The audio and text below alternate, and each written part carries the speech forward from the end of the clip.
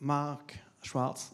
Mark works at Amazon Web Services as an Entreprise Evangelist, and Mark has published 2 books, and will be happy to sign the books at the end of the afternoon.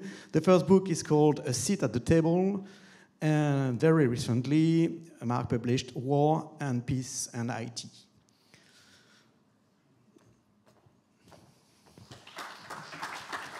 Mark Schwartz. Thank you, Mark. So I am Mark Schwartz, an enterprise strategist with Amazon Web Services. And what that means is that I'm part of a small team, there are about a dozen of us now, who were CIOs or CTOs of large enterprises before we joined AWS. And we survived a digital transformation. We moved to the cloud, brought lean processes into our organizations. And so we spend our time meeting with executives of large enterprises around the world to try to help them figure out how to overcome the impediments that we all face when we're trying to do a big transformation. So typically it's things like cultural change, organizational structure, investment models, people skills, and my favorite, bureaucracy, and dealing with bureaucracy. And so we meet with customer executives, and we speak at conferences, and we write books and articles, and so on. So yeah, I've actually published 3 books, 3. The third one, as you mentioned though, is called War and Peace and IT. And as you can tell from the title, this is a sequel to Tolstoy's famous novel. It turns out, if you're familiar with the novel, it's pretty thick. And Tolstoy ran out of pages before he got around to talking about digital transformation. So I'm just sort of finishing the job. If you know War and Peace, the backdrop to the novel is Napoleon's invasion in 1812 of Russia, and actually all the Napoleonic wars, but specifically the 1812 invasion of Russia. So I want to be a typical American presenter and come to France and tell you all about Napoleon and and what we can learn from Napoleon's adventure in Russia. So my excuse is that I'm not really talking about Napoleonic history. I'm talking about Tolstoy's explanation of it. So in the novel, the invasion is going on, and as you probably know, the French army invaded Russia, the Russians retreated, and the French moved forward, and the Russians retreated again. And this kept going on for a while, until they finally reached this place called Borodino, outside of Moscow. And it's Borodino I want to talk about a little bit, because really, if Napoleon had understood a little bit of lean theory, I think things could have gone a lot better. But I'll come back to that in a second. So you have to imagine this scene. You've got Napoleon, well, first of all, the French army more or less accidentally captured a fort outside of Borodino the day before the battle, a place called Shevardino, right outside of Borodino where the battle was going to take place. And strangely, neither side was agile enough to change its plans, given that Napoleon was now in Shevardino. So what that meant was that the battle was going to happen at a different angle than everybody thought. And the plans didn't get adjusted. The day before the battle, Napoleon was out there giving his directions to his generals. And he said, you go there, and you do this, and you go there, and you do this, and so on. And the immediate impact of it was pretty much nothing, because the generals more or less ignored the orders because everything was different. It wasn't rolling out the way it was supposed to. But then during the battle, Napoleon is on this hilltop at Shevardino, and he's giving orders as the battle proceeds. Now, the problem is that Shevardino is a mile away from where the battle was happening, and the battlefield was filled with smoke and mist and dirt and everything. and there are gullies in between, so Napoleon couldn't really see what was happening in the battle. So the way he gave his orders is a messenger would come to him from the battle and tell him what was going on. He would make a decision and send the messenger back, and then his orders would be implemented. This is Tolstoy's version of what happened, right? No guarantees here on accuracy. But there's one great scene in War and Peace where a messenger gallops up to Napoleon and says, "We've taken the bridge over the river. Do you order the troops to cross it?" And Napoleon says, "Oh yes, have them cross the river, wait for me on the other side." The problem is, as he found out later, that not only had the Russians retaken the bridge, but they had burned it. So there was no bridge. So, of course, fortunately, Napoleon had great generals, and they proceeded with the battle. But this kept happening throughout the day, that the messenger would come up, tell Napoleon what was going on. Napoleon would make a decision, send the messenger back, but his orders couldn't be implemented. So what does this have to do with lean and digital transformation? Well, if you think about it, Napoleon's problem here is that the cycle time or the lead time for change on the battlefield was very short. But the lead time for Napoleon to make a decision and have it implemented was very long. He had to wait for the messenger to get to him. He had to think about the decision, send the messenger back. So while things were changing really fast on the battlefield, he had a long lead time for making his decisions. And the incompatibility between those two things made it effectively impossible for him to respond to what was going on the battlefield. So if you think about the digital economy today, what I think is really behind it is that we have this very fast pace of change on the battlefield, essentially. We have disruption from new companies. We have laws that change. We have new technologies every day or new technical approaches. We have changing geopolitical situations and trade wars and who knows what. But things are changing at this very rapid pace. But most large organizations have set themselves up to have a long lead time for responding to change, especially when IT is involved. So in a typical process, you might have, you sense what the change is in the environment, then you write a set of requirements, and then you have a governance process, an investment management process that makes decisions about whether to invest, and then you have a planning process, and all of these things have to happen before your response is actually implemented. But on the other hand, the change is happening really fast in the battlefield. So I just thought I'd mention, since I am in France, that there's a lot to be learned from the lesson of Napoleon. First of all, never march your army through Russia in the middle of the winter. And number two, align the speed of your response to the speed at which things are changing. So before I joined AWS, I was the CIO at US Citizenship and Immigration Services in the Department of Homeland Security in the US. And when I got there, I realized that we had this problem. We had a really long cycle for responding to change, and we had change happening very fast. So our long process was defined mostly by our bureaucratic context. These are the steps you have to go through in order to do something specifically in IT, but there was bureaucracy around everything. Now, you might think that government doesn't have this pressing need to change quickly. Governments are slow, right? And they're not forced by competitive situations to move quickly.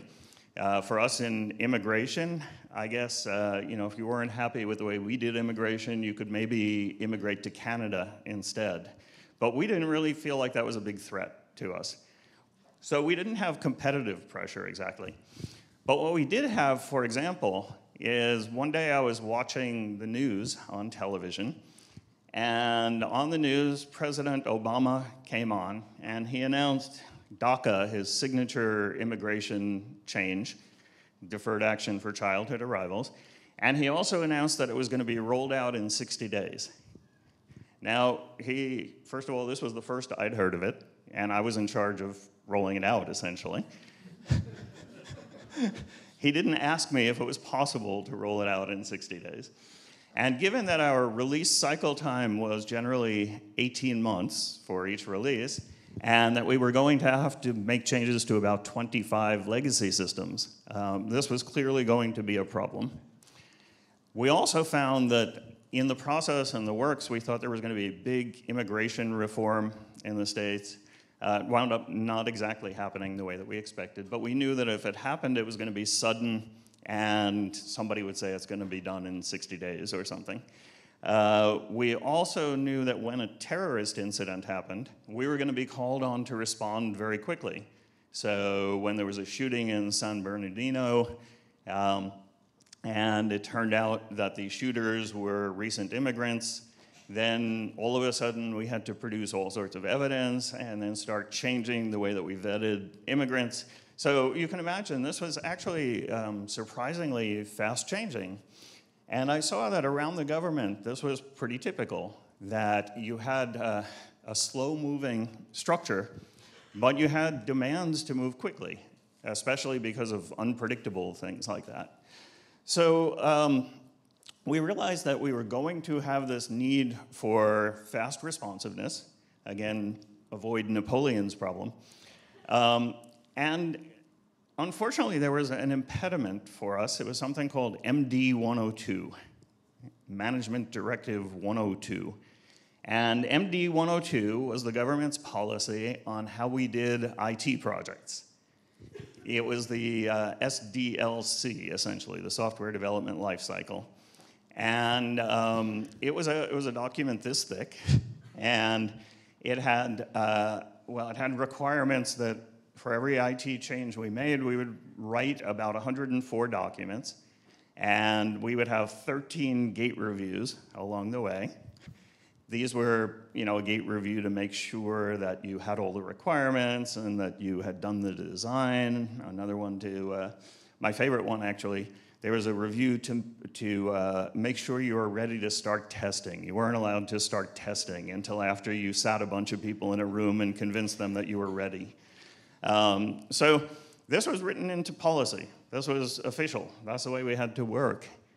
And so we realized that we were going to have speed, just like other organizations. And at the same time, essentially, I wouldn't say the law, but the policy, the official policy of the government said, you can't. You have to work this way. This is the bureaucracy that we've set up. So we realized that in order to be able to be responsive the way we wanted to be, we were going to have to find a way to make our processes leaner.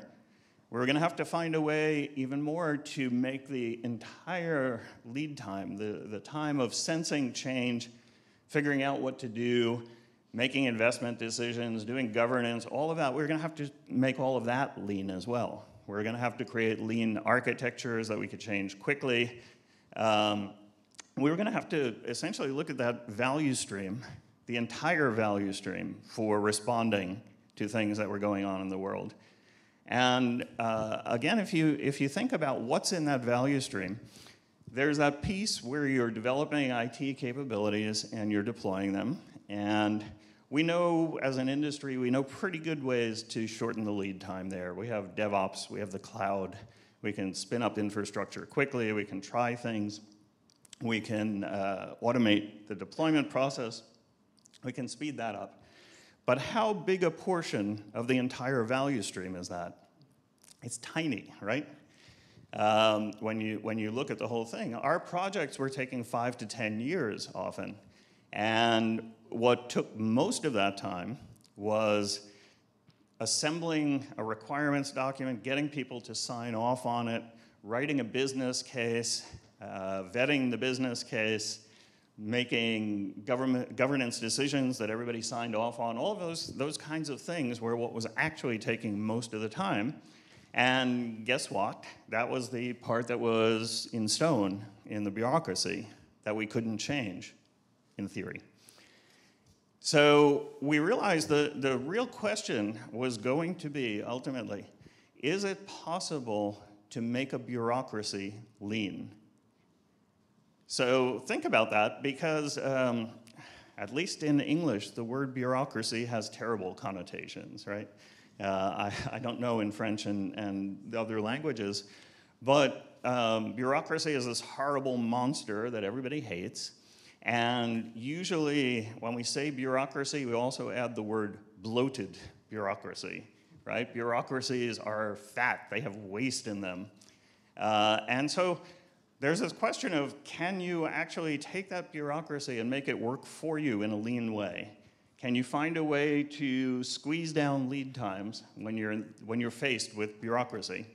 And this became our mission, let's say, over the years that I was at the government agency. So the first question, if you're going to try to make bureaucracy lean, I think you have to say, well, just what do we mean by bureaucracy? What is it in bureaucracy that we have to fight against? And there are a lot of different definitions of bureaucracy, and there's a whole literature around this. But what it comes down to mostly is there are two characteristics of bureaucracy that are the relevant ones. The first is that a bureaucracy has rules, and those rules are universally applied, no exceptions, right? The rules dictate how you're going to act. The second characteristic of bureaucracy is that you have a strict delineation of responsibilities.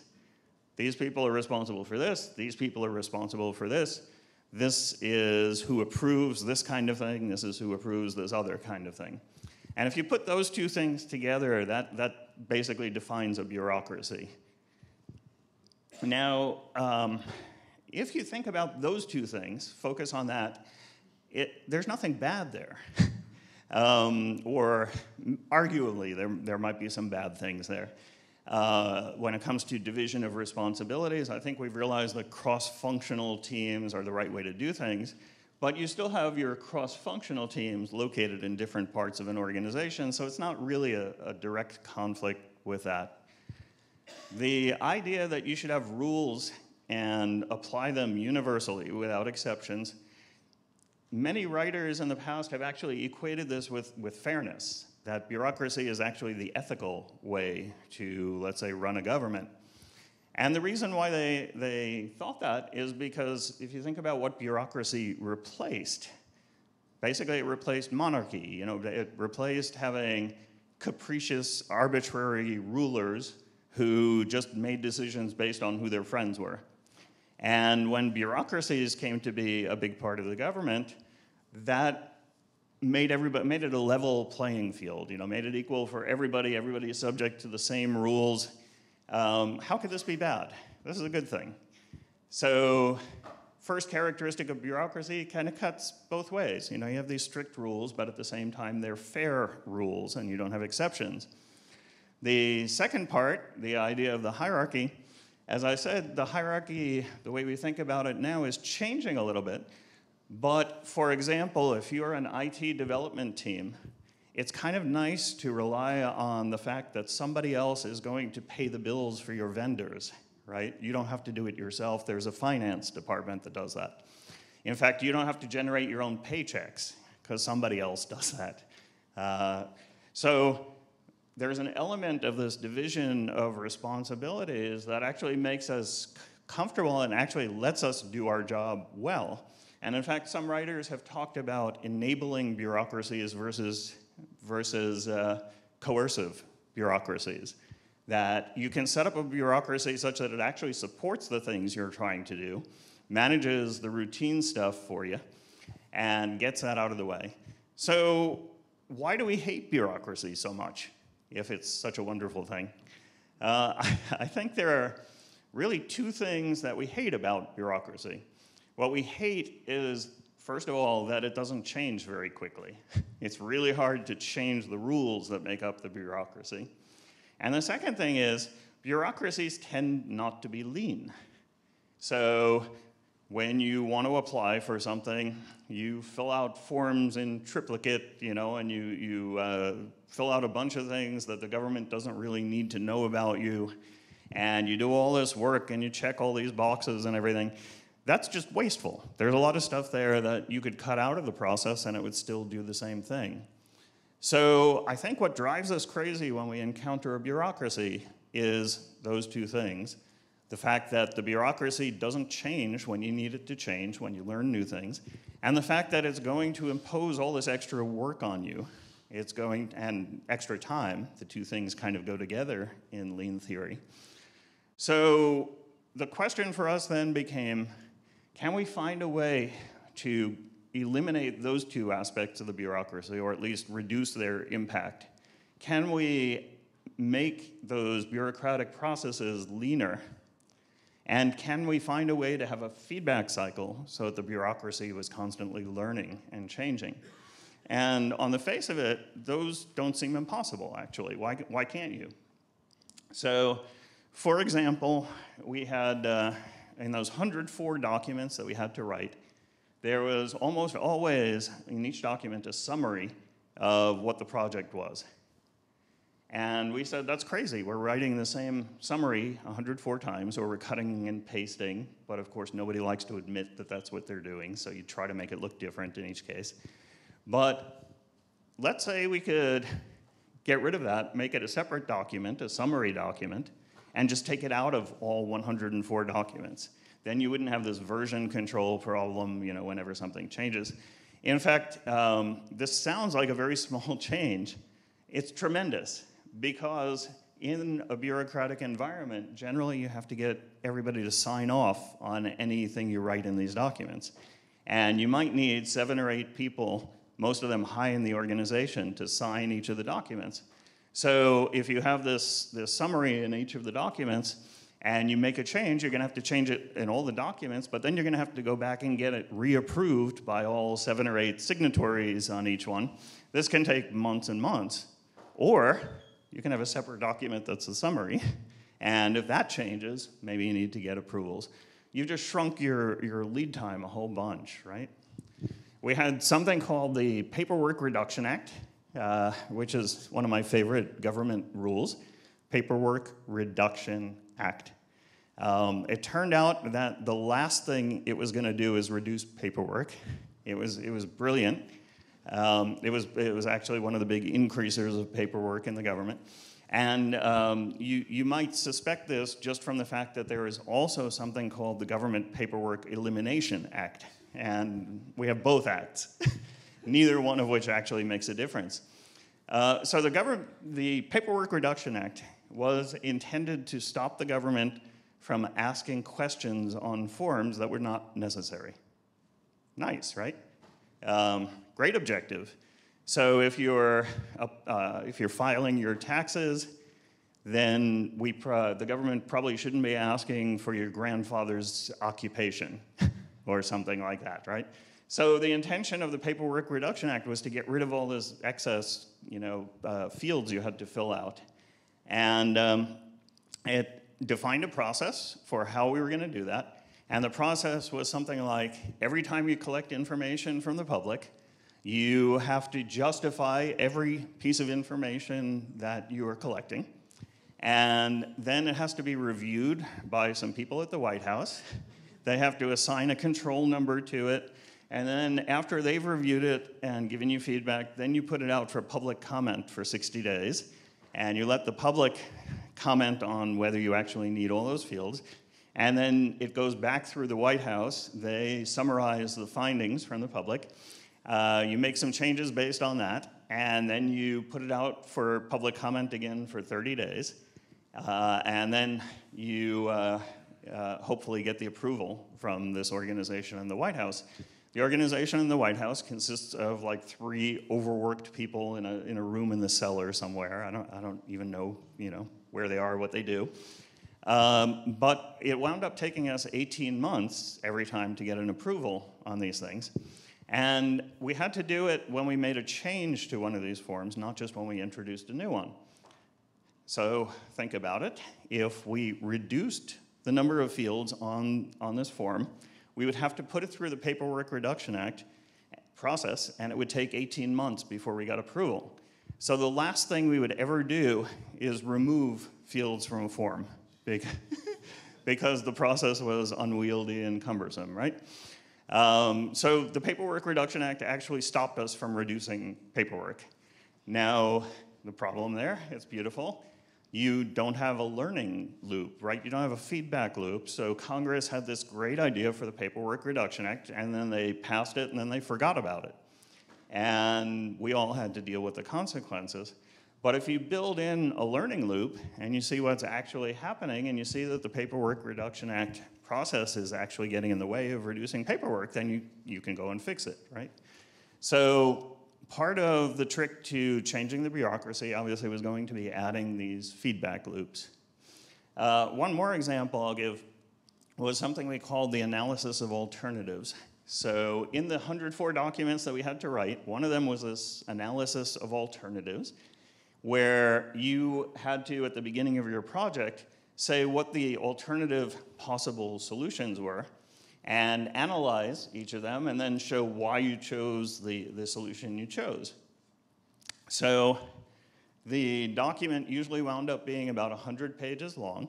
It took no less than 18 months to write.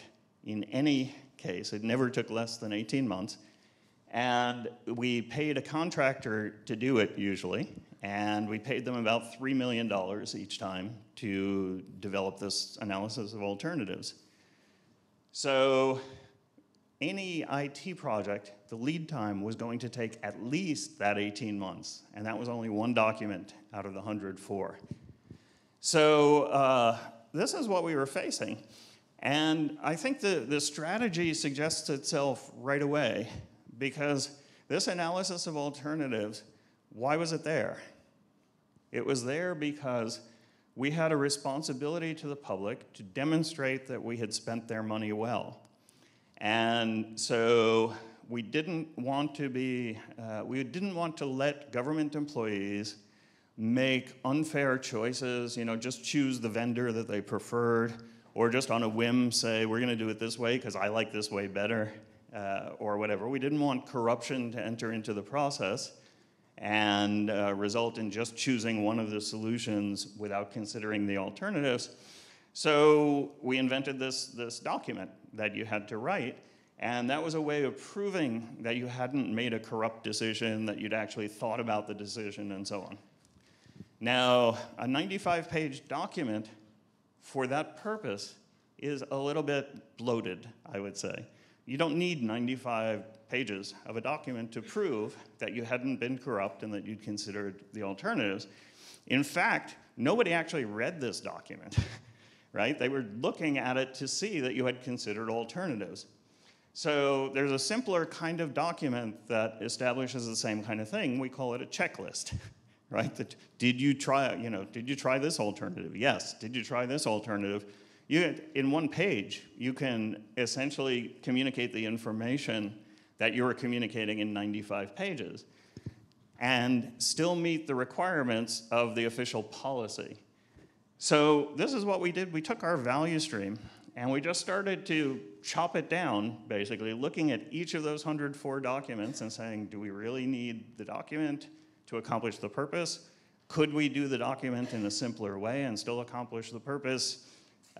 Each of those gate reviews, is there a way to streamline the gate reviews so that we don't have to get 30 people whose calendars don't match up to show up for the gate review? This is all lean principles, essentially.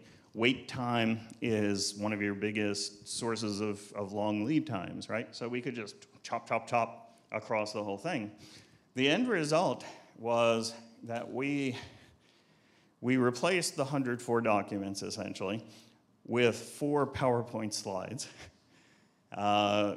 Basically, we of course couldn't do that technically. We called it a pilot. As a pilot, we replaced it with 4 slides. But essentially, we met the intent behind all 104 of those documents in this much, much simpler way. We had something called, let's say, a version description document. Every time you created an IT system, you had to have a document that said what files exactly you had to deploy every time to launch the system. And the intent was if we brought in a new contractor, the contractor shouldn't be at a disadvantage. They should have the instructions on how to deploy the system. And we said, okay, we can do that, but isn't it better if instead of a document, we have an actual script that does the deployment? Well, that's just an artifact of our process. It won't take us any time to create that. And not only will it not put the contractor at a disadvantage, it'll give them a huge head start. They can just use the script. Isn't that a better solution? So that was the kind of reasoning that we did. And we did it step by step, going through the entire value stream of how we delivered and eliminating those things that we could find to eliminate without sacrificing any of the intent. So this is the government, and the government is extreme, and I like to draw my examples from the government because I've been there, but also because if you can solve something in the government, you can probably solve it in the commercial sector. So when I give speeches about bureaucracy, I often have people in the audience say, well, that's just like in our bank. That's the way it works, right? Generally, large enterprises have built bureaucracy, and they built it in order to try to manage their investments better and in order to try to reduce risk in their investment process. And especially now with the heavyweight compliance frameworks that we all have to deal with, so GDPR and HIPAA and whatever, Sarbanes-Oxley, you have to be able to establish that you have all sorts of controls, and bureaucracy is the chosen way to make sure that you can always establish those things. So every one of those cases is amenable, I think, to looking at your entire lead time and looking at the value stream and finding where you can cut without sacrificing the intent of the controls. And often that means automating them. That's one of the things that DevOps is great at. Let's automate a lot of the controls that we need. A lot of our bureaucracy just becomes automated. In other cases, you can substitute one control for another. So instead of having toss it over the wall from development to production and a gatekeeping step there, maybe you can do peer code reviews earlier in the process so you get a second set of eyes and you don't slow down the process. There are lots of ways that you can substitute one control for another and get the same impact. But I think that's what it's about. It's not a question so much of bureaucracy per se, it's a question of shortening that response time, the entire lead time from concept to cash or idea to implementation or change on the battlefield to new directions for the troops. It's that entire lead time where you have to somehow find a way to shorten the lead time of the part that's not technical, and which consists of business controls, controls for compliance, all sorts of things like that. You're faced with that very same problem. And so this is why I think Napoleon at Borodino is ultimately how we deal with the complexity of responding to rapid change in the environment, shortening our lead time so that we can be responsive in that way, and then having to face this challenge of, yes, we've set up controls, we've set up process, we've done it for a very good reason, so we can't just make it go away. We have to find a way to, it's almost like judo, we have to find a way to use the system in order to enable everything that we want to do, but at the same time rigorously hack away at the time wasters. So I think, yes, it is possible to make a lean bureaucracy. I think we sort of demonstrated the path one might take, but I think applying this in the business world is going to take a whole bunch more thinking about investment management processes, governance processes, and so on. And so I think that's the challenge that we're all going to be faced with in the coming years, moving into the digital world. So thank you, and I'm open for questions.